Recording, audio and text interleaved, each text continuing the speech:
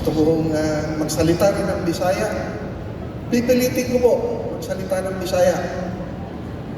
Ari na usap kami. Nahimuot, nalipay, nga sa matag mag-uuma nga ania karon. Yuta, yuta, yuta.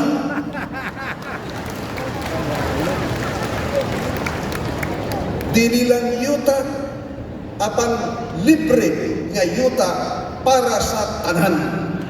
Sa mga mag-uuma nga kapakaon sa atong nasod.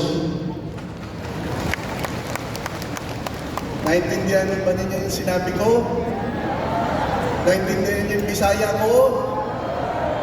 Mabuti pa kayo naintindihan niyo. Ako hindi. Hindi, naintindihan ko rin, no? Pero, totoo yun.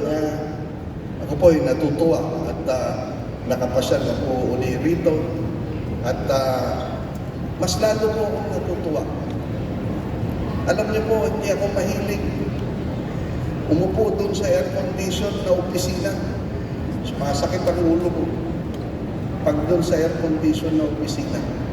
Ang gusto ko po, at ganoon din ang gusto ng ating Pangulo. Ganoon din ang gusto ng ating mga leader na katulad nila Governor Roque, nila Congressman Bambi.